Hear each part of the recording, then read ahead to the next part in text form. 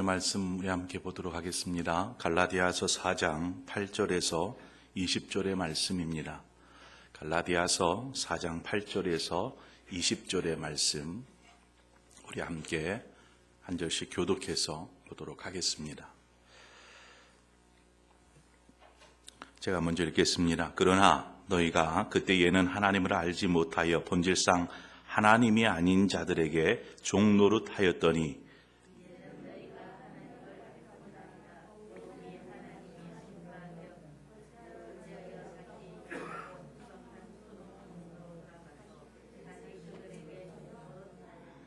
너희가 날과 달과 절기와 해를 삼가 지키니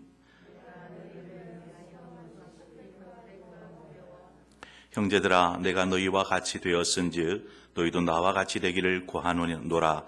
너희가 내게 해롭게 하지 아니하였느니라.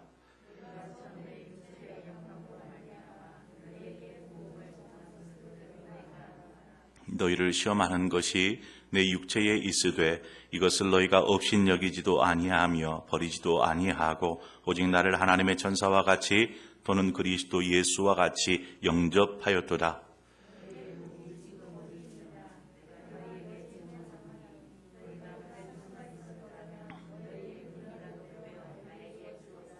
그런즉 내가 너희에게 참된 말을 함으로 원수가 되었느냐?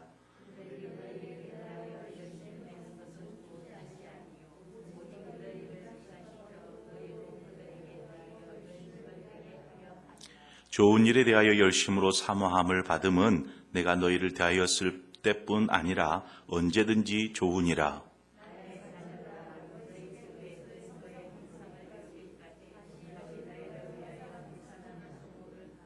함께 읽습니다. 내가 이제라도 너희와 함께 있어 내 언성을 높이려 함은 너희에 대하여 의혹이 있음이라. 아멘. 한 칸에 한 칸씩 건너뛰어서 이렇게 널찍이 앉으니까요 가득 찬 느낌이 듭니다. 하나님께서 이 빈 곳을 분명히 가득히 채워주실 줄 믿습니다. 이것을 우리가 꿈꾸고 소망하면서 오늘 하나님 예배함으로 나아가십시다. 사람은 본질상 하나님께서 우리를 창조하실 때에 거룩한 하나님의 백성, 하나님의 자녀의 신분으로 창조하셨습니다. 우리는 하나님의 자녀인 것이죠. 원래부터가. 하지만 그 신분을 경홀히 여기고 죄를 범하고 말았죠. 죄를 범한 이후에는 어떻게 됩니까? 하나님이 아닌 죄의 종이 되어버렸습니다. 죄의 종. 그래서 인간은 죄를 지을 수밖에 없는 죄성을 가지고 살아갑니다. 이 죄를 지을 수 있는 환경만 만들어지면은요, 그 가운데 순식간에 뿌리를 내리고 죄의 열매들을 맺어갑니다. 조금만 방심하면 우리의 생각이, 우리의 마음이, 우리의 육체가, 우리의 행동이 죄 가운데로 빠져드는 것입니다. 인간의 역사를 보면은요, 이러한 죄로부터 좀 멀어지고 싶어 하는 그러한 마음들이 있었어요. 그래서 스스로 금욕 생활을 합니다. 철저하게 구별하고 철저하게 멀리하는 것이죠. 금욕 생활을 합니다. 그렇게 자신을 통제하면서 죄로부터 멀어지려고 애쓰기도 했습니다. 우리가 수도원 같은 곳을 보면 쉽게 알 수 있어요. 수도원 같은 이게 죄악된 세상으로부터 멀어져서 담을 쌓아버리는 것이죠. 혹여 물들까 봐, 혹여 죄를 지을까 봐 그 안에 담을 쌓고 그렇게 지냅니다. 그렇게 경건해지고자 노력하는데, 자, 그러면 여러분 한번 생각해 보십시오. 그 안에 가면 죄인의 신분에서 의로운 신분으로 바뀌어지는가요? 그곳에서 금욕 생활을 하면 의로운 신분이 될까요? 요즘 한간에 영적인 지도자들의 좋지 않는 일로 매스컴에 오르내리는 것들을 보면서 참 마음이 아픕니다. 또 정치하는 사람들이 그러한 말들을 많이 쓰죠. 털어서 먼지 안 나는 사람이 어디 있느냐라는 말을 합니다. 이러한 것들이 무엇을 이야기하는 걸까요? 거룩한 사람일지라도, 스스로 거룩하다 여기는 사람일지라도 넘어질 수 있더라는 것입니다. 왜요? 죄의 본성이 있기 때문에.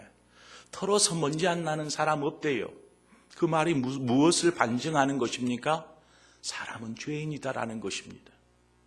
우리는 죄로부터 멀어질 수가 없이 죄와 친밀해져 있는 삶을 살아갑니다. 그래서 우리는 쉽게 단정지어서 말할 수 있어요. 어느 누구를 막론하고 죄에서 자유로울 수 있는 사람은 없다라고 말할 수 있습니다.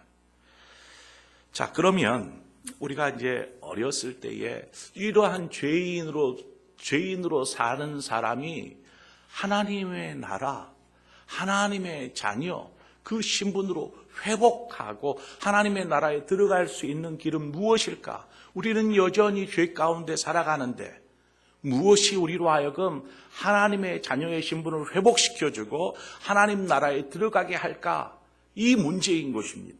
제가 어렸을 때에 이러한 찬양을 불렀어요. 천국에 들어가는 길은 예수님뿐이지요. 황금집으로 가는 길은 예수님뿐이지요. 이러한 찬양이 있었습니다. 우리 이 시간에 함께 우리 어렸을 때로 돌아가서 이 찬양을 함께 한번 불러보았으면 좋겠습니다. 천국에 들어가는 길은 예수님뿐이지요. 우리 함께 찬양할까요? 천국에 들어가는 길은 천국에 들어가는 길은 예수님뿐이지요. 황금집으로 가는 길도 예수님뿐이지요. 다른 길은 없어요 하매 천국에 들어가는 길은 예수님뿐이지요. 주일학교 안 다니셨어요? 이 찬양 잘 모르세요? 아, 그러셨구나. 저는 다 알 줄 알고. 그럼 이 찬양은 알 거라고 저는 봐요. 돈으로도 못 가요. 이 찬양 아시죠? 예, 돈으로도 못 가요. 하나님은. 우리 함께 이 찬양 함께 해보겠습니다. 돈으로도 못 가요. 하나님 나라 힘으로도 못 가요. 하나님 나라 거듭나면 가는 나라 하나님 나라 믿음으로 가는 나라 하나님 나 2절 있어요. 벼슬로도 못 가요. 하나님 나라 지식으로 못 가요. 하나님 나라 거듭나면 가는 나라 하나님 나라 믿음으로 가는 나라 하나님 나라. 아멘. 이때에는 주일학교를 다니셨나 봐요. 아, 그렇구나. 네. 예, 우리가 두 찬양을 불러보았는데요. 이 두 찬양의 가사를 정리해 보면은 쉽게 답이 나옵니다. 무엇이냐면 하나님 나라는 예수 그리스도를 믿음으로 갈 수 있다는 것입니다. 믿음이 어떤 역할을 하기에 죄인인 우리, 허다한 죄를 품고 살아가는 우리가 하나님 거룩한 하나님의 나라에 들어가게 하는 걸까요? 믿음이 어떤 역할을 하기에 그렇게 우리가 하나님의 나라를 갈 수 있는 걸까요? 하나님 나라에 들어갈 수 있는 사람은 하나님 앞에서 의로운 사람이어야만 들어갈 수 있습니다. 하나님 앞에 의로운 사람, 하나님 앞에 옳다함을 받는 사람, 그 사람만이 하나님 나라에 들어갈 수 있습니다. 자, 그런데 죄성을 가지고 태어났고 살아가면서 계속해서 범죄하는 인생인 우리가 어떻게 의로운 사람이 될 수 있을까? 앞서도 말씀드렸던 것처럼 자신의 행동을 절제하고 금욕생활을 하고 이렇게 우리 안에 그러한 노력과 자신을 통제하려고 하는 그러한 의지, 이런 것을 통하여서 우리가 죄로부터 멀어지고 의롭다 함을 얻는 것이 아니라 우리는 그 안에 여전히 우리 안에는 죄성이 남아 있는 것입니다. 그리고 또 죄 가운데 넘어집니다. 자, 그럼 어떻게 의롭다 얻을 수 있을까요? 예수님이요, 좀 희한한 말씀을 하셨어요. 어떤 말씀을 하셨냐면 마태복음 5장 20절의 말씀인데, 내가 너희에게 이르노니 너희 의가 서기관과 바리새인보다 더 낫지 못하면 결코 천국에 들어가지 못하리라 하는 말씀을 하셨어요. 너희 의가 이 서기관과 바리새인보다 더 낫지 않으면 천국에 들어가지 못한다라는 것입니다. 무슨 말이에요? 이 서기관과 바리새인의 공통점이 무엇이냐면 철저하게 율법을 지키며 사는 사람들이었다라는 것입니다. 그래서 이 예수님이 하신 말씀을 바꿔 바라보면 그들보다 더 율법을 잘 지켜야 천국에 들어갈 수 있다 하는 말씀처럼 들려집니다. 자, 그러면 예수님께서 지금 모인 무리들에게 철저하게 율법을 지키는 삶을 살도록 지금 이 말씀을 통해서 가르치고 계시는 걸까요? 너희 의가 서기관과 바리새인과 같지 아니하면 결단코 천국에 들어가지 못하리라. 이 말씀이 율법 더 잘 지켜야 돼 라는 말씀으로 들려주십니까? 만약 그런 의도의 말씀이었다라면요, 주님께서 십자가의 길로 가실 필요가 없어요. 율법으로 철저하게 잘 지키면 하나님 나라 갈 수 있으면, 자신을 통제하고 금욕 생활을 해서 그렇게 할 수 있다라면 예수님이 굳이 십자가의 길로 갈 필요가 없는 것입니다. 자, 어떠한 방법을 사용하더라도 사람의 힘으로는 하나님 앞에 의롭다 여김을 받을 수 없는 것이죠.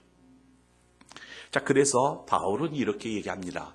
우리가 갈라디아서 2장에 보면 2장 16절에 사람이 의롭게 되는 것은 하면서 정리를 해요.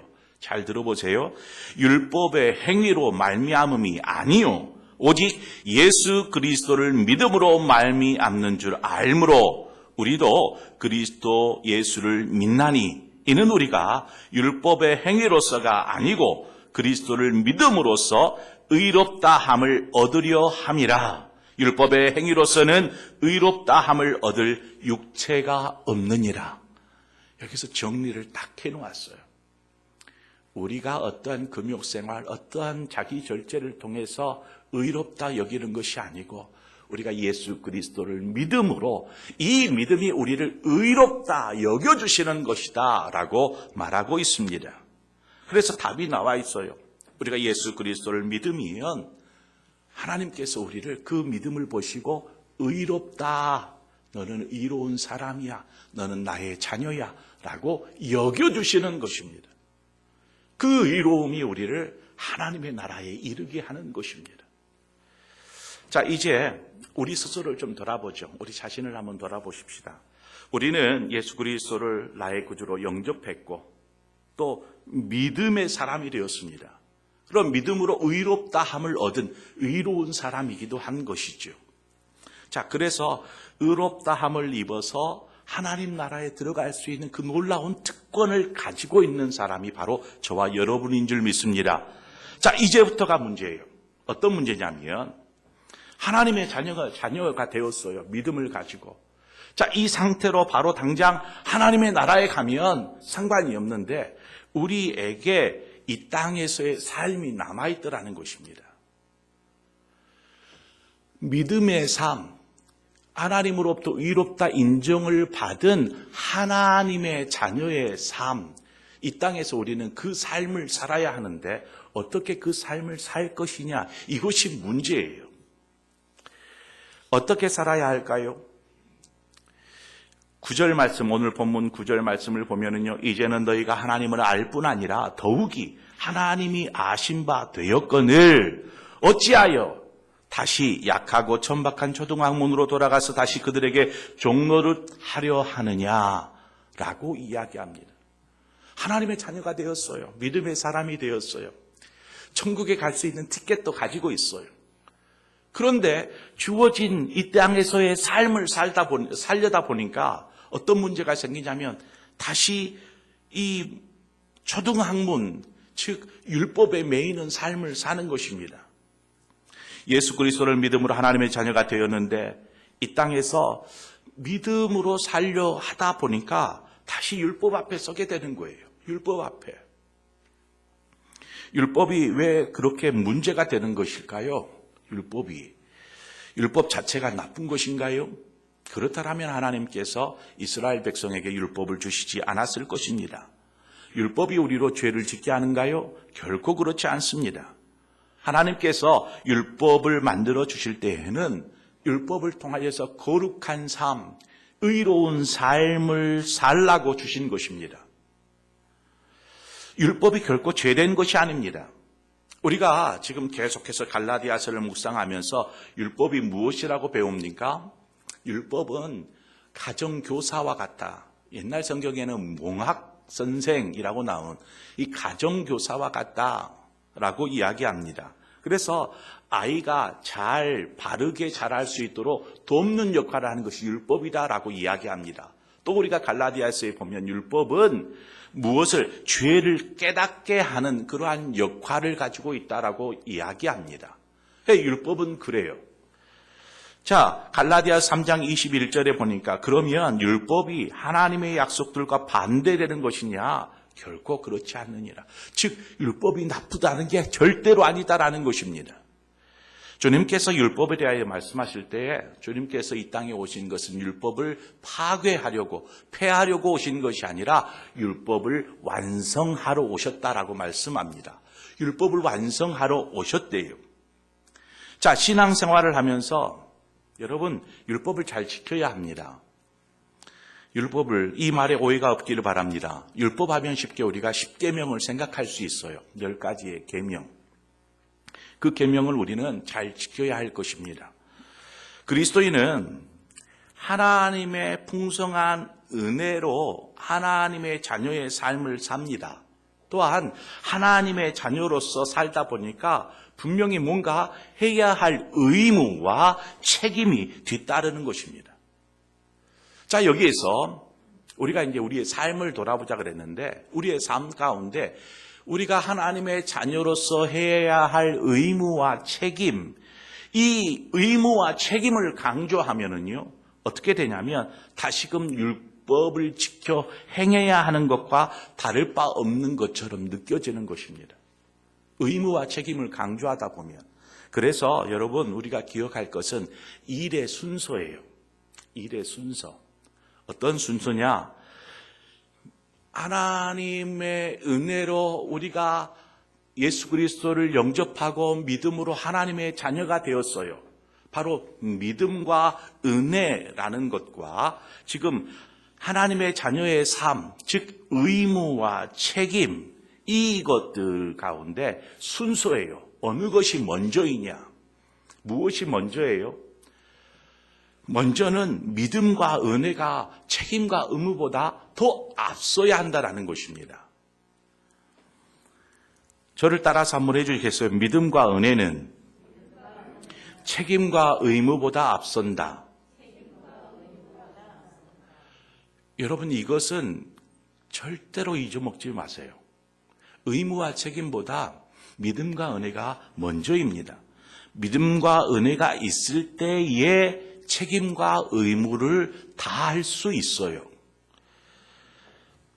믿음이 없는 상태, 은혜가 고갈되어진 상태에서 여러분 한번 교회를 섬긴다라고 한번 생각해 보세요.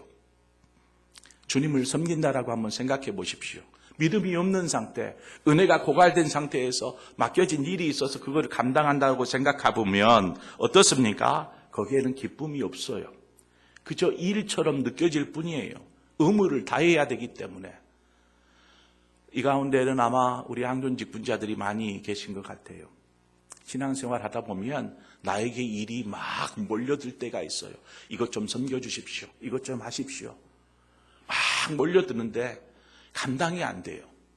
나중에는 의무감으로 막 하게 돼요. 내가 항존직이라는 이유만으로. 그러니까 은혜가 없어요. 은혜가 고갈되어지다 보니까 이 일을 하는 것이 나중에는요, 원망과 불평만, 이 원망과 불평으로 바뀌어버릴 우려가 있습니다. 기쁨으로 시작했다가도. 그러한 의미에서 저는 자원함이라는 단어를 굉장히 좋아하는데요. 자원함은 누군가의 강요나 요구에 의해서 하는 것이 아니고 자기 스스로 원하여 하고자 하는 마음으로 하는 것이 자원함입니다. 신앙생활은 누군가의 강요로 되어질 문제가 결코 아닙니다. 그런데 이제 우리가 어린 아이들을 좀 생각해 보죠. 어린 아이들을 이 아이들을 보면은요, 예배 드리는 것보다 그냥 잠자는 것을 더 선호합니다. 더 늦잠 자고 싶은 것이죠. 기도하라는 것보다 게임하는 것을 더 좋아합니다. 아이들이기 때문에 어떻게 보면 자연스러울지 몰라요. 아이들에게는 자원하여서 뭔가를 요구할 수가 없어요. 왜 그럴까요? 아직 이들 안에 믿음이 자라지 않았기 때문에 그래요. 은혜가 자리 잡고 있지 않아서 그래요.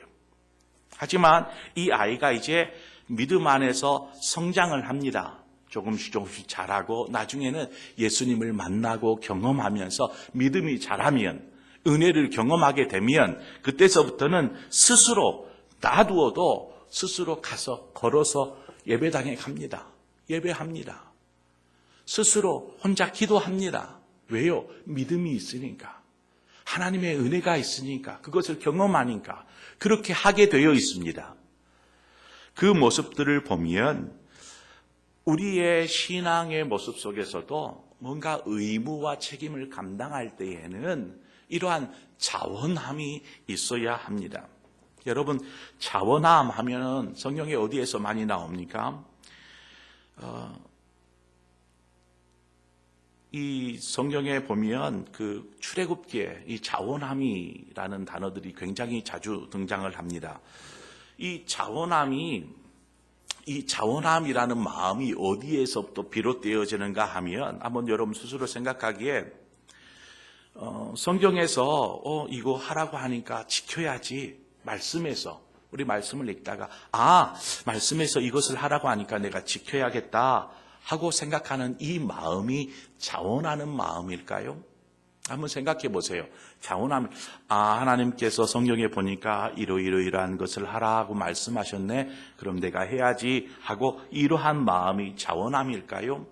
스스로 생각한 것이기 때문에 자원함이라고 생각하기 쉽습니다. 그런데 저는 여기에 이러한 마음에는요, 자원함 50%, 자신의 의무감 50% 이렇게 보여집니다. 온전한 자원함은 어떠한 것이냐면요, 기쁨과 감격이 있어요. 뭔가를 해야지가 아니고 기쁨과 감격함이 있어요. 성경에 성막을 지을 때 보면은 그 출애굽기에 이 자원함이 나오는데, 모세가 시내산에서 하나님을 만나고 내려옵니다. 그리고 이스라엘 백성들에게 성막을, 하나님께서 지시하신 대로 성막을 만들 수 있도록 준비케 합니다. 그때에 이스라엘 백성들의 모습 속에서 이 자원함이 보여요. 어떠한 모습이었냐면 출애굽기 35장 21절에 마음이 감동된 모든 자와 자원하는 모든 자가 와서 회막을 짓기 위하여 그 속에서 쓸 모든 것을 위하여 거룩한 옷을 위하여 예물을 가져다가 여호와께 드렸더니, 그러니까 지금 이스라엘 백성들 안에 자원함이 있었습니다. 그래서 성막을 짓는데 재료를 준비한다거나 혹은 직접 성막의 물품을 만드는 일에 자원함으로 자신을 드립니다. 자, 여기에 보면은요, 자원함 속에는 어떤 것이 있었냐면 마음의 감동을 받아, 또 마음에 자원하는 남녀는 이렇게 자원하는 이들의 마음에는 공통적으로 무엇이 있었냐면 감격이 있었어요. 감격, 기쁨이 있었다라는 것입니다. 이 감격과 기쁨이 어디서 나오는 걸까요? 이 감격과 기쁨이 바로 자신이 하나님께로부터 받은 은혜, 하나님께로부터 받은 은혜가 너무나 크고 놀라워서 자신을 하나님 앞에 헌신하는 것입니다. 자신의 소유를 하나님 앞에 예물로 드리는 것입니다. 그러니까 의무감으로 생각하면 여러분 이번에 교회를 건축하는데 건축헌금 내십시오. 이럴 때에 그래 교회 건축하는데 좀 내야지 이렇게 내는 것이 자원함일까요? 아니에요. 그것은 의무감이에요. 자원함은 기쁨과 감격이 있어요. 건축헌금 얘기를 하지 않아도 하나님의 성전을 짓고 싶다는 다윗의 마음속에 자원함이 있었어요. 하나님의 성전을 짓고 싶어. 모세가 분명히 얘기를 했어요. 성막을 지어야 합니다. 했더니 이들 안에 하나님의 은혜가 충만하여지고 이 감격과 기쁨이 막 일어나기 시작하니까 그냥 막 나오는 것입니다. 줄을 서는데 이거 예물을 드리고자 줄을 섰는데 끝이 보이질 않아요. 나중에는 너무나 차고 넘쳐서 이제 더 이상 오지 마세요. 오지 마세요라고 얘기합니다. 하나님은 이러한 자원하는 이들에게 하나님은 어떻게 반응하시지 않으면요. 하나님께서 이렇게 자원하는 이들에게 영으로 임하셔서 이들 안에 더욱 충만함을 주십니다. 더욱 충만하게. 출애굽기 35장 31절 하나님의 영을 그에게 충만하게 하여 지혜와 총명과 지식으로 여러 가지 일을 하게 하시되. 여러분 여기에서 무엇이 또 보여요? 이 모습을 보면은요, 지금 하나님과 이스라엘 백성과 참 친밀하게 연결되어져 있다라는 것을 보게 됩니다. 이스라엘 백성들에게 하나님의 은혜가 임하였고 그 은혜에 감격하여 자원하여 자신을 드렸더니 하나님께서 드리는 그들의 위에 더 크신 은혜와 총명함으로 부어주시는 것입니다. 계속해서 하나님과 사람 사이에 아름다운 관계가 지금 유지되어지고 있는 것을 보게 됩니다. 저는 이것을 친밀함이라고 이야기하고 싶어요. 하나님을 사랑하는 자, 곧 그 뜻대로 부르심을 입은 자들에게는 모든 것이 합력하여 선을 이루느니라 말씀합니다. 바로 이 모습이 하나님과 지금 이스라엘 백성이 하나가 되어서 합력하여서 지금 선을 이루는 것입니다. 하나님의 일을 이뤄가는 것입니다. 우리의 신앙은 바로 이 하나님과 이러한 친밀함 가운데로 나아가야 합니다. 그 속에 자원함이 있어요. 은혜를 생각하니까. 이러한 관계가 없이 믿음으로 살기 위해서는 이런 것을 해야 하고 이런 것을 하지 말아야지 이렇게 되어버리면 신앙은 다시금 규율 속으로 빠져들게 되어져 있습니다. 지금 갈라디아 교회 성도들이 이러한 상태예요. 믿음으로 시작했어요. 구원의 은혜가 얼마나 커요. 얼마나 감격스러워요. 그 은혜 안에 그리스도인으로 살아가는 삶 속에서 다시금 살다 보니까 이 은혜와 이 감격이 고갈되어지고 이제는 뭔가 의무와 책임이라는 것으로 다가오는 것이죠. 곧 율법으로 다가오는 것입니다. 이런 것은 하십시오. 이건 하지 마십시오.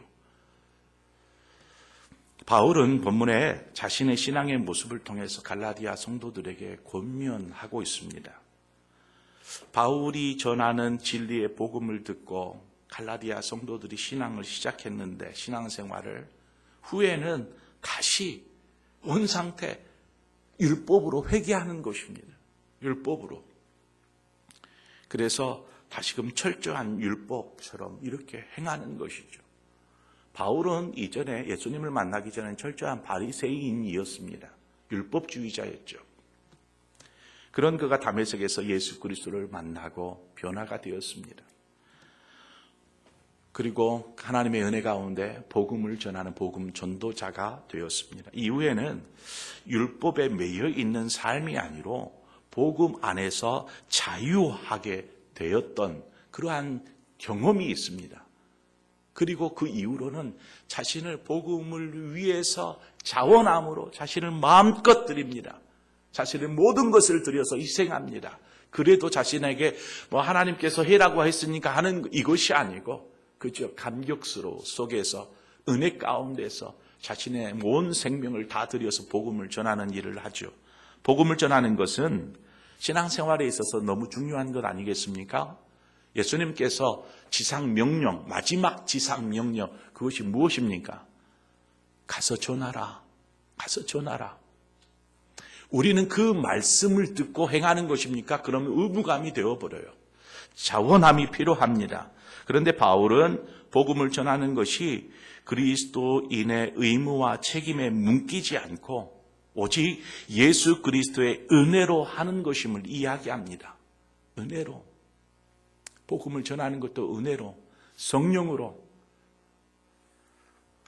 심지어 자신이 받은 주님의 은혜와 사랑에 붙잡혀 있으므로 참 기꺼이 자신을 드리는 것이죠. 자신의 생명조차도 기쁨으로 드려서 한 생명이라도 하나님께로, 예수 그리스도에게로 인도하게 하는, 돌아오게 하는 그 일을 위해서 온전히 자신을 드리는 바울의 모습을 우리는 보게 됩니다. 19절에 보니까 나의 자녀들아 너희 속에 그리스도의 형상을 이루기까지 다시 너희를 위하여 해산하는 수고를 하노니. 바울은 자신이 전하는 복음을 듣고 하나님의 자녀가 된 갈라디아 성도들, 이들을 향하여서 나의 자녀라 이렇게 이야기합니다. 너희는 나의 자녀라. 그것은 자신이 온 힘을 다해서 복음을 전하였고 또 갈라디아 성도들은 그 결실들이기 때문에 이러한 과정을 해산의 수고라 이렇게 이야기하는 것입니다. 그런데 그 성도들이 다시금 율법이라는 삶을 살아가면서 신앙생활을 하면서 율법의 의무에 매여서 다시금 이러한 뭔가 율법의 종로로 한다라는 이야기를 듣고 너무나 안타까워합니다. 복음에 의해 은혜 가운데 자유하면서 기쁨으로 자원함이 없이 하라고 하면 하고 하지 말라고만 하지 않고 이러한 모습으로 서서히 은혜를 잃어가는 것이죠. 복음을 전하는 일, 하나님을 기쁘게 하는 일에 열심을 내면 좋은데 잘못된 것, 옳지 않는 일에 열심을 내는 것만큼 어리석은 것은 없습니다. 지금 갈라디아 교회 성도들이 선한 복음의 일에 열심을 내지 않고 엉뚱한 율법에 열심을 내고 있는 모습에 바울이 아파합니다. 그래서 바울이 뭐라고 합니까? 다시 너희를 위하여 해산하는 수고를 하노니. 해산하여 너희들을 낳았는데, 그래서 너희는 나의 자녀라라고 이야기하는데, 또다시 이들을 해산해야 하는, 다시 해산의 수고를 해야 하는 그러한 일들을 해야 하는구나라고 이야기하고 있는 것입니다. 저는 이 바울의 이 구절을 묵상하면서, 목회가 이런 것이구나 생각하게 됩니다. 목회가 이것이구나. 한 사람의 그리스도인을 세우는 것도 참 해산의 수고와 같고 또 해산의 수고로 낳은 하나님의 자녀를 온전한 그리스도인, 성숙한 그리스도인으로 되게 하는 것 역시 해산의 수고가 필요하구나라는 것을 느끼게 됩니다. 자녀를 두신 여자분들은 아마 잘 이해할 거라고 보여집니다. 해산의 수고가 얼마나 힘겨운 일인지, 한 생명에게 복음을 전하여 하나님의 자녀가 되게 하는 것, 이것이 해산의 수고만큼 힘겨운 일인 것입니다. 그럼에도 복음을 전하는 사명을 그리스도인의 의무로 생각하지 않고 바울은 기쁨으로, 해산의 고통 속에서도 기쁨으로, 자원함으로 자신의 삶을 들여서 복음을 전하는 것을 보게 됩니다. 우리가 누군가의 해산의 수고로 하나님의 자녀가 되었는지 저는 잘 모릅니다. 부모일 수도 있고 지인일 수도 있고 누군가의 해산의 수고로 우리는 하나님의 자녀가 되었습니다. 무엇보다도 예수 그리스도의 십자가의 고통으로 우리는 하나님의 자녀가 되었습니다. 혹 여러분에게 지워진 어떤 봉사나 헌신이나 신앙생활의 의무가 이것들이 버겁게 느껴지십니까? 이제는 은혜와 감격이 사라지고 뭔가 의무감으로, 책임감으로 그냥 이것을 구역구역 감당해야 되는 것처럼 느껴지십니까? 그러면 우리가 어디로 가야 할까요? 앞서 제가 이 일의 순서라고 했습니다. 이 일의 순서 무엇이었죠? 제가 여러분들에게 같이 읽자고 그랬는데 믿음과 은혜는 책임과 의무보다 앞선다. 어디로 가야 돼요? 믿음과 은혜 앞으로 가는 것입니다. 우리에게 믿음이 있으니까 은혜 앞으로 나아가야 돼요. 은혜 앞에 설 때에 우리는 감당할 수 있어요. 올바르게 나아갈 수 있어요. 그런데 은혜 앞에 있지 아니하고 우리의 생각, 어떤 뭔가 교율 이 앞에 서면은 꼭 문제가 생겨요. 다툼이 생기고 그 안에서 죄가 만들어지기 시작해요. 은혜 앞에 있으면 혹여 거기에서 잘못돼서 뭔가가 문제 생겨도 은혜는 사랑은 허다한 죄를 덮듯이 은혜는 덮어버립니다. 이처럼 우리는 오늘 은혜 앞으로 나아가야 합니다. 하나님이 주신 은혜. 그래서 계시록에 보면 첫사랑을 회복하라 말하잖아요. 그때의 그 감격을 회복하라. 그 은혜를, 뜨거운 감격의 은혜를 우리가 회복해야 할 줄 믿습니다. 오늘 이 시간 우리 함께 그 하나님의 은혜 앞으로 나아갑시다. 하나님이 우리에게 베푸신 그 은혜, 하나님의 자녀 삼으신 그 은혜 앞으로 이 시간 우리 함께 나아가고 싶습니다.